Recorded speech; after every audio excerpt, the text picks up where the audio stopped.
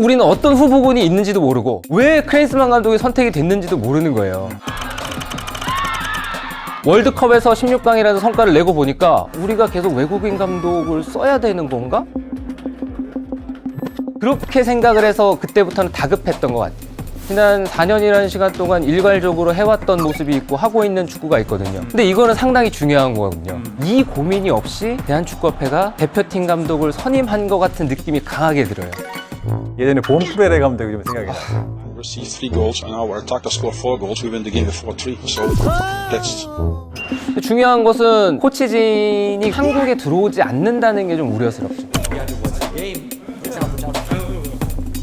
그럼에도 클린스만 감독이 또 우리 대표팀하고 잘 맞아서 아시안컵 우승이라는 대업을 달성할 수도 있는 거고.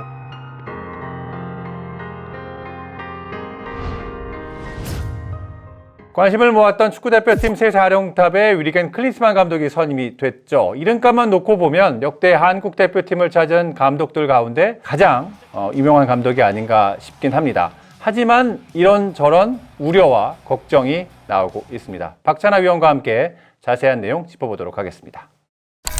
선임 순간부터 일단은 클린스만 감독이 여러 가지 얘기가 나왔는데 전반적인 기사의 어떤 흐름이라 그럴까요? 보면 걱정하는 목소리가 조금은 많아 보이거든요. 어떤 면 때문에 좀 그렇다고 볼 수 있을까요? 이게 말씀드리기 앞서서 상당히 조심스럽고 그리고 일단 선임이 됐잖아요. 맞습니다. 그리고 당장에 대표팀 명단이 발표가 이미 됐고 앞으로 A매치들을 계속 치러 갈 텐데 저는 대한민국 대표팀이 계속해서 좋은 축구를 했으면 하고 또 계속 좋은 모습을 보였으면 하고 계속 메이저 대회에 나가서 다가올 아시안컵이라든가 또 향후에 쓸 이제 북중미 월드컵에서도 계속해서 지금의 어떤 성과를 이어갔으면 하는 바람이 간절합니다. 네, 그래서 압니다. 클린스만 감독이 잘했으면 하는 마음이 있는데 선임제 과정을 봤을 때는 좀 우려가 있는 건 사실이에요. 이게 잘한다고 해놓고 성적이 안 좋았을 때랑 뭔가 걱정스럽다, 우려스럽다 이렇게 얘기를 하고 나서 대표팀이 잘했을 때의 후폭풍이 이게 차이가 커요.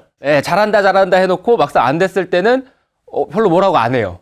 예, 그런데 뭔가 이거 좀 조심스러운데 불안한데 위험한데 라고 얘기를 했는데 잘하면 맞아요. 이게 후폭풍이 크거든요. 참고로 파울로 벤투 감독이 처음 왔을 때도 뭐 걱정 어린 시선도 많았고 또 재임 기간에도 비판이 끊이지 않았죠. 언제까지 소위 후방 빌드업 중심의 축구를 할 것이냐라는 비판이 많았는데 그때 희종일관 벤투 감독의 축구의 방향은 잘 가고 있고 결과가 나쁘지 않을 것이다. 지켜봐야 한다라고 말했던 해설위원 중에 한 분이 네, 정말 다행스럽죠. 네, 박찬하 위원이라는 건 제가 보증합니다. 그런 만큼 저희가 무조건 클린스만 감독의 선임이 잘못됐다 이런 건 아닙니다.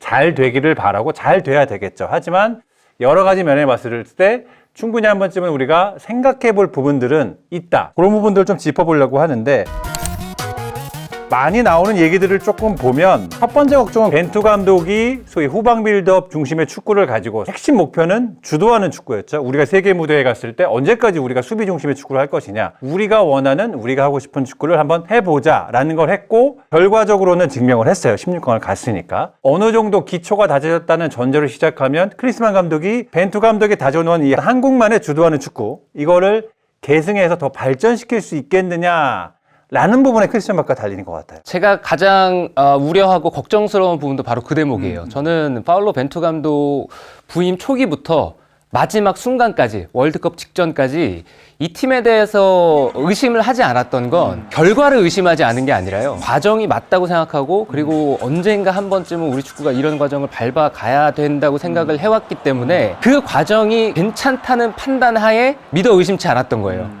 네, 그래서 월드컵 직전에도 예상을 했던 게 월드컵이라는 무대에 나가서 우리가 성과를 낼 수도 있고 성과를 내지 못할 수도 있지만 그렇죠. 네, 우리가 지난 두 번의 14년, 18년 월드컵보다는 우리 대표팀이 훨씬 더 좋은 팀이고 성적을 내기에 가능성이 더 크다고 말씀을 드렸던 건 그 과정에 합리화거든요.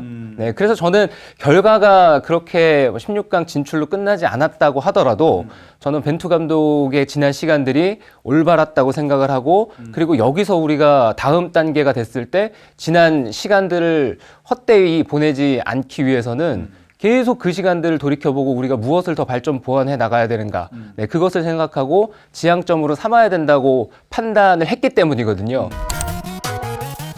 그런데 이번에 이 시점에서 대표팀 감독을 선임을 할 때는 우리 축구가 또 어디로 갈 것인지, 그쵸. 지금 우리가 어떤 축구를 하고 있는데 여기서 무엇을 더 보완해야 되고 뭐가 잘 됐고 뭘 더 보완을 하면 우리가 더 좋은 팀, 세련된 팀, 그리고 세계 무대에 나가서 계속해서 우리의 경쟁력을 이어갈 수 있을지, 여기에 대한 고민이 필요하다고 생각을 했거든요. 그렇죠. 그런데 지금 대한축구협회가 월드컵에서의 성적, 월드컵에서의 경기력, 여기에 대해서 자신이 없었던 것 같아요. 벤투 감독이 이런 성과를 낼 거라는 것도 자신이 없었고, 벤투 감독의 지난 시간들이 이게 맞는 건가?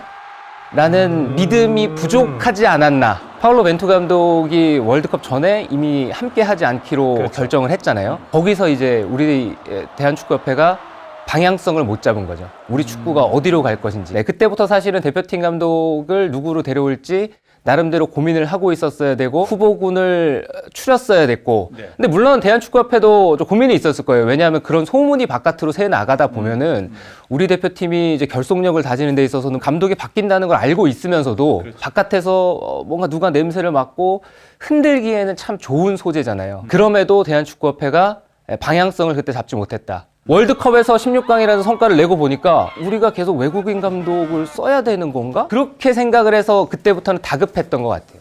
방향성은 맞았지만 첫 경기였죠. 카타르 월드컵. 우루과이전 전반전이 우리가 월드컵 본선에서 점유율이 앞선 첫 경기였잖아요. 그러면 큰 의미 부여가 됐고, 하지만 현실적으로 우리가 이 축구를 계속 할 수 있을까? 라는 퀘스천 마크가 협회 내에 들었을 수도 있겠다라는 생각이 들더라고요. 지금 워낙 또 우리가 멤버가 좋지 않습니까? 그런 면에서 봤을 때는 과거로의 회기라고 얘기하시는 분도 계시고, 클린스만 감독이 한국에 와서 당신은 어떤 축구를 할 것인가 했을 때 공격 축구, 그러다 보면 예전에 생각해 봤을 때는 역습 중심의 공격 축구가 되지 않을까 라는 예상들이 지금 좀 지배적인 것 같아요. 그렇게 따지면 우리가 알고 있던 기존의 한국 축구와 크게 다르지 않은 거 아니냐라는 이런 부분들 때문에 좀 걱정하시는 거죠. 그렇죠. 대한민국 대표팀은 해왔던 축구도 하고 있는 축구도 하고 싶은 축구도 없다였잖아요. 벤투 감독 체제하에서 상당히 만족스러웠던 건 하고 있는 축구가 있었던 거예요. 그리고 우리가 하고자 하는 축구가 있고. 근데 이거는 상당히 중요한 거거든요. 어떤 팀이 확고한 철학을 가지고, 목적의식을 가지고, 목표의식을 가지고, 그 목표를 위해서 그 구성원이 단결된 마음으로 꾸준하게 간다는 거, 흔들리지 않고, 외부에서 아무리 이제 흔들어 대려고 해도 내부적으로 단단하게 뭉쳤다는 것 자체는 저는 상당히 의미가 컸다고 생각을 하거든요. 그런 점에서 앞서서 말씀드렸던 것처럼 우리가 월드컵에서 이런 모습을 보였는데, 여기서 뭘 하면은 16강보다 더 높은 곳, 8강, 4강 또 이렇게 다시 한번 밟아볼 수 있을지, 여기에 대한 고민이 필요했는데, 이 고민이 없이 대한축구협회가 대표팀 감독을 선임한 것 같은 느낌이 강하게 들어요. 지난 벤투 감독이 부임했을 때는 대한축구협회 차원에서 우리가 어떤 목표의식이 그렇죠. 있기 때문에 파울로 감독을 선택을 했고, 현실적으로는 이러한 어려움들이 있었다. 이런 후보군들과 접촉을 해봤는데 벤투 감독이라는 훌륭한 감독을 찾았다라고 얘기를 한 거잖아요. 이번에는 그런 과정이 깡글이 없었던 거죠. 우리는 어떤 후보군이 있는지도 모르고, 물론 뉴스에서 맞아요. 얘기를 들었지만 왜 클린스만 감독이 선택이 됐는지도 모르는 거예요. 근데 그 부분은 또 협회가 그 이후에 이제 정몽규 회장이 직접 진화에 나섰잖아요. 그러면서 밀러 위원장이 약간 영어의 어떤 소통에, 독일어로 했으면 제가 볼 때는 조금 더 의미나 맥락 전달이 좋지 않았을까라는 있어요. 아쉬움이 있어요. 그래서 그 부분에 대해서는 정몽규 회장 좀 아쉽다라고 얘기를 했고, 협회 입장에서 한 말씀 더 첨언을 하자면, 방향성 부분에 있어서는 클린스만 감독이 면담을 할 때 16강 이상을 어떻게 하느냐가 중요할 것이라 말했고, 그 부분을 설명하는데 신뢰를 가지게 됐다라고 이제 정몽규 회장이 얘기를 했거든요. 그러니까 어떤 축구를 할지는 좀 더 지켜봐야겠지만, 한국 축구가 16강 가서 그래 좋아, 하지만 그 이상을 당신들을 가야 되지 않겠어? 그걸 나랑 같이 한번 해보자라는 비전 지시는 좀 있지 않았나라는 생각도 좀 들거든요. 근데 제 궁금증은 그거를 얘기하는 게 그렇게 어려운 일인가요? 국가 기밀도 아니잖아요. 그렇죠. 그러니까 우리 대표팀을 어떻게 이길 것인가. 나는 이런 축구를 좋아하고 내가 과거에 팀을 어떻게 이끌었는데 한국 대표팀을 맡게 됐으니 우리 대표팀이 어떤 축구를 해왔고 어떤 축구를 하고 있으니 앞으로 어떻게 만들겠다고 얘기를 하는 게 그렇게 어려운 일인가? 저는 그 생각이 먼저 들어요. 그 얘기를 못한 거잖아요. 클린스만 감독의 기자회견을 봐도 자기의 어떤 축구 철학에 대해서 제시가 된 게, 나는 공격수 출신이라 1대0보다는 4대3으로 이기는 게 낫다.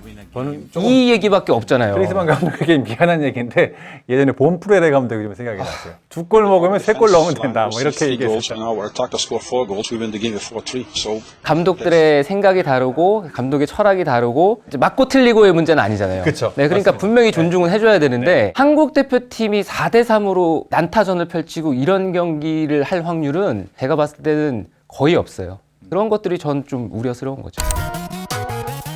그 다음 이제 또 많이 나오는 부분 중에 하나가 클린스만 감독을 포함해 클린스만 사단에 보면 전반적으로 경력 단절 기간이 좀 길었다. 클린스만 감독이 마지막으로 감독을 했던 게 이제 헤르타 베를린 2020년 2월 2019년 11월에 부임해서 3개월 만에 뭐 당시 유명한 페이스북 라이브를 통해 감독직 그만두겠다. 이 부분에 대해서는 본인이 공식 기자회견에서 사과는 했어요. 신중치 못했고 이런 얘기들을 했는데 감독으로서 봤을 때 경력 단절 기간이 길고 가장 성적이 좋았던 2006년 독일 월드컵 3위 이거를 제외하고 물론 2014년 브라질 월드컵 미국 대표팀 16강 진출이 있긴 했습니다만 전반적으로 봤을 때 선수 시절의 이름값에 비하면 감독으로서의 어떤 이름값만 높은 거 아니냐 이런 비판도 있고 이유가 있는 비판은 우리가 이제 건전한 비판이니까. 근데 그렇다고 해서 클린스만 감독이 반드시 우리 대표팀을 잘 못 이끌 것이다 이런 건 아니거든요. 네, 클린스만 감독이 또 우리 대표팀하고 잘 맞아서 60년 이상 해내질 못한 거죠. 네, 아시안컵 우승이라는 또 대업을 달성할 수도 있는 거고 그렇죠. 이런 것들은 지켜봐야 되겠습니다만 클린스만 감독이 독일 대표팀을 이끌고 2006년 월드컵에서 야심차게 또 우승에 도전을 했는데 이탈리아라는 복병을 만났고요. 바이에른 뮌헨을 갔는데 바이에른 뮌헨에서의 한 시즌이 또 좋지 않았어요. 근데 그거는 또 한번 생각을 해봐야 될 게 바이에른 뮌헨은 우승이 익숙한 팀이거든요.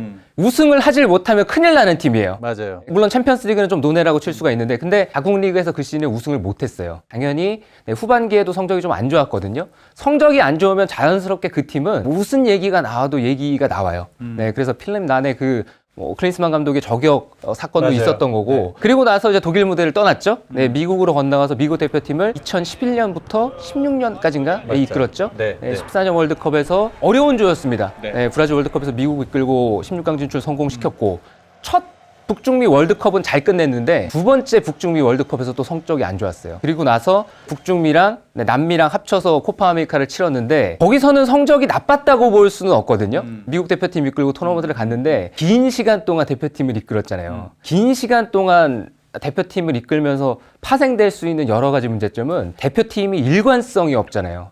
일관성이 없으면 여기서 전부 다 뭔가 물음표를 이제 그리기 시작하고 대표팀은 경기가 많지 않잖아요. 그렇죠. 성적이 나오지 않으면 더 크게 흔들리죠. 근데 미국 대표팀이 그런 절차를 밟아갔던 것 같아요. 그러니까 성적이 안 좋았을 때 전반적인 공통점을 보면 항상 클린스만 밑에는 수석 코치의 어떤 전술적인 부분을 담당하는 굉장히 영리한 전술 코치가 있었다. 뭐 예를 들면 독일 대표팀에서는 이제 외부가 있었고 미국 대표팀에 있을 때는 이제 지금 우리랑 같이 하게 될 이제 헤어초크 이 수석 코치가 있었는데 전술 전략을 담당하는 수석 코치와 뭔가 어떤 이유든지 간에 헤어지게 되면 성적이 곤두박질 친다. 클린스만 감독은 전술적인 능력보다는 팀워크나 어떤 팀의 전반적인 매니저로서의 역량? 이 부분이 강하다라는 평가들도 있고 그런 면에서 봤을 때는 한국 축구와 잘 맞을까라는 부분들 아무래도 유럽의 선진 축구에 비하면 전반적인 전술 수행 능력이 상대적으로 조금은 떨어질 수 있기 때문에 사실 유럽은 그냥 전술 착착 짜면 알아서 잘하는 그런 측면도 좀 있지 않습니까? 안 그런 팀들도 많아요. 근데. 물론 그렇긴 하죠. 그런 면에서 어떻게 보세요? 수석 코치의 어떤 전술 전략 부분이 빠졌을 때 클린스만 감독이 갖고 있는 치명적인 약점? 저는 오히려 그거는 확실하게 근거를 가지고 얘기하기가 어려운 포인트인 것 같아서 그래서 거기에 있어서 그게 우려스럽다라고 말씀드리고 싶진 않아요. 왜냐하면은 독일 대표팀만 보더라도 레브 감독이 실질적으로 독일 대표팀의 브레인이었다 뭐 이런 평가들이 있는데 이게 또 독일 내부에서는 그렇게 보지 않는 시각이 더 많거든요. 아하. 그게 뭐가 진짜인지는 모르는 거죠. 네, 실제로 클린스만이 능통한 정술가가 아닐 수도 있지만 매니저적인 측면으로 네, 그렇게 팀을 잘 이끌었다면 사실이든 사실이 아니든 그거는 전혀 문제가 되지 않는다. 감독이 코치로서의 능력도 중요합니다만 매니저로서의 능력이 맞습니다. 훨씬 더 중요하다고 볼 수가 있잖아요. 대표적으로 알렉스 퍼거슨 감독도 대단한 전술가는 아니었거든요. 알렉스 퍼거슨 옆에도 항상 네, 브레인이 있었고 맞아요. 네, 능통한 전술적 코치가 있었고 근데 중요한 것은 아이디어를 받았을 때 결정하고 최종 권한을 실행하는 거는 감독이잖아요. 그리고 그 감독이 충분히 그러한 것들을 숙지하고 있다면 그게 클럽팀이건 대표팀이건 뭐큰 문제는 되지 않는다고 봐요. 지금 이제 팀을 꾸렸잖아요. 네. 과거에 함께 일을 했었던 그 코치가 다시 일을 하기로 했고 뭐 스트링가라 코치도 오고 케프케 코치 오고 이렇게 오는데 그런 전술적인 측면 알려지지 않은 확인되지 않은 것보다는 그들이 한국에 들어오지 않는다는 게 좀 우려스럽죠. 그게 왜 그렇게 중요한 거예요? 한국에 와서 사는 것도 좋지만 코치진 한두 명은 현지에서 우리 유럽파 선수들을 꾸준하게 관찰하고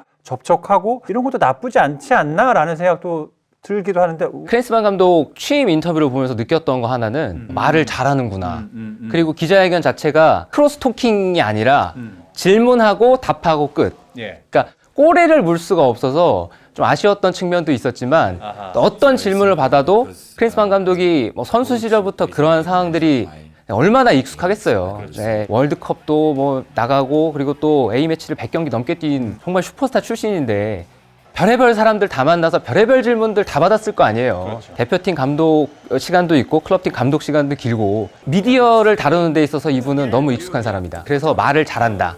그리고 코치진이 상주하지 않기로 결정이 내려졌을 때 예상 질문지에 그게 들어있었을 거예요. 그래서 당연하겠죠. 어떤 식으로 답변을 할지 준비를 제가 봤을 땐 했어요. 아하. 그래서 이런 표현을 썼죠. 선수가 있는 곳에 스텝이 있어야 된다. 그렇죠. 근데 저는 이제 바꿔서 얘기를 해보면 그럼 골키퍼 코치는 왜 안 들어오죠? 옳고 그름의 문제도 아니고 맞고 틀리고의 문제는 그렇죠. 아니에요. 그냥 선택의 문제인데 맞습니다. 이제 우려스러운 게 그거예요. 유럽파 해외에서 뛰고 있는 선수들을 관찰하기에는 거기에 있는 게 편하다라고 얘기를 했잖아요. 소위 말해서 빅리그에서 뛰고 있는 선수들이 여러 선수가 있고 그리고 중소리그에서 활약하고 있는 선수를 관찰해서 우리 대표팀의 좋은 전력으로 네, 앞으로 만들어 가야 되는 거예요. 대표적으로 홍현석 같은 선수도 지금 네. 벨기에 리그에서 정말 훌륭히 잘 뛰고 있으니까 이런 선수들을 확인을 해서 대표팀에 어떻게 하면은 기용할 수 있을까? 이 선수가 될까? 이런 거 보는 거 중요한데 손흥민 선수라든가 뭐 김민재 선수, 이재성 선수, 이강인 선수 그쵸. 그리고 또 뭐 프라이브르크에서 뛰고 있는 정우영 선수 이런 선수들을 굳이 그렇게 상주하면서 관찰할 필요까지 있나요? 그러게요. 중계가 다 되니까요. 중계도 다 볼수 있고. 되고 예. 그리고 그런 선수들은 이미 대표팀에서의 시간들이 있고 코치들이 한국에 들어오지 않는 이유가 그 선수를 관찰하기 위함이다. 저는 이거는 좀 설득력이 좀 떨어진다고 보고 그리고 코치들이 같이 들어오지 않으면 소통에 있어서 좀 문제가 생길 가능성이 크죠. 코비드 팬데믹 이후에 재택근무가 늘어났잖아요. 근데 결국에는 시간이 오래 지났을 때 회사들이 하나같이 얘기를 하는 게 효율의 문제, 들어와라. 소통의 문제 네. 그거잖아요. 네. 그 문제가 발생할 확률이 대단히 높은 것 같아요. 네, 같이 있지 않음으로 해서 그리고 시차도 다르고 네, 그리고 해외에서 뛰고 있는 선수를 관찰하기에는 용이할 수도 있겠지만 우리나라 K리그에서 뛰고 있는 선수라든가 혹은 J리그에서 뭐 활약하고 있는 선수라든가 다른 아시아 리그에서 활약하고 있는 선수라든가 이런 선수들을 확인하는 데 있어서는 서로 긴밀한 협조나 그런 소통에 있어서 문제가 생길 확률이 높고 대표팀 경기는 뭐 한 달에 한 번 네, 이렇게 평균적으로 있는데 나머지 시간들을 이제 잘 써야 되는 거잖아요. 모든 판단을 그러면 결국에는 감독이 보고 감독이 판단하고 감독이 생각을 해서 오히려 코치들에게 얘기를 해줘야 되는 수평적인 소통 구조가 아니라 어떤 면에서는 이게 상하적인 네, 그런 관계가 될 확률이 높아서 여러 아이디어를 이제 취합해서 결정을 해야 되는 상황이라면 좋은 코치가 있어야 되는 거 아니냐? 그 아이디어를 취합해서 잘 선택할 수만 있으면 문제가 없다라고 말씀을 드렸잖아요. 근데 오히려 이제는 네, 그런 반대 상황이 돼버리는 거죠.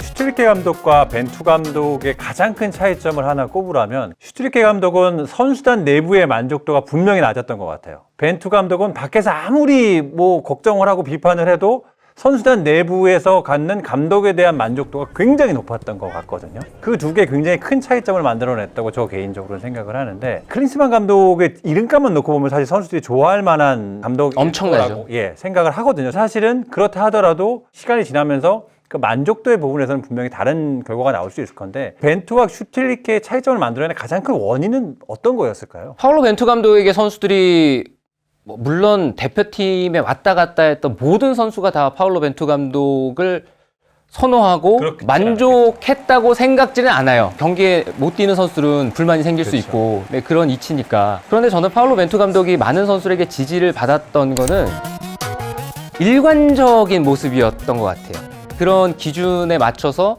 우리가 이러이러해서 이런 선택을 했다라고 상황에 따라서는 선수들에게 친절히 설명도 해주고 그리고 대표팀이 자주 만나는 게 아니잖아요. 그렇죠. 지난달에 했던 거랑 이번 달에 했던 거랑 뭐 다음 달에 할 거랑 이게 달라지면 거기서 선수들이 많은 혼란을 겪잖아요. 지난달에는 A를 해야 된다고 얘기를 했는데 왜 이번 달에는 B를 해야 된다라고 얘기를 하지? 혹은 그럴 수도 있거든요. 그렇죠. 근데 그렇지 않았던 것 같죠. 그렇다 하더라도 설명을 해주고. 지난달에 A를 했는데 이번 달에 B를 하는 이유는 우리가 D라는 목표를 가기 위해서야 라고 설명을 해주면 네, 선수들은 그걸 받아들이고 이해를 하잖아요. 아, 우리가 이걸 하고 이걸 했으니 저거를 하기 위함이구나. 그렇죠. 네, 그런데 슈틸리케 감독 시절은 단순히 그것뿐만 아니라 뭐 여러 가지 문제들이 있었고, 일단 슈틸리케 감독은 한국에 오면 안 되는, 네, 한국 대표팀을 품기에는 물론 슈틸리케 감독도 슈퍼스타 출신이고, 그렇죠. 그 경력을 제외하면은 지도자로서는 한국에 오면은 안 되는 감독이었죠.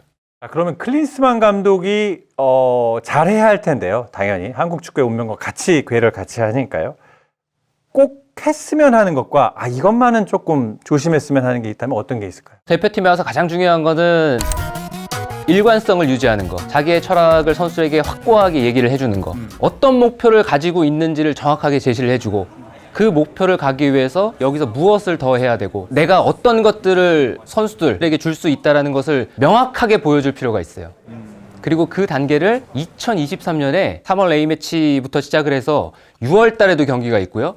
그리고 9, 10, 11월 계속 A매치 주간이 있어요. 그리고 그 다음에 이제 1월에 아시안컵인데, 근데 11월 달은 이제 월드컵 예선이 시작이 돼요. 우리는 3월 달, 6월 달, 그리고 9월 달, 10월 달에서 네, 8번의 기회가 있는데, 3월 달은 이제 선수 선발부터 해서 클린스만 감독에게 권한이 완전히 다 주어진 A매치 주간은 아니거든요. 네, 지금 대표팀 명단이 발표가 됐는데, 지난 월드컵에 뛰었던 선수를 중심으로 발탁이 되어 있는 상황이니까요.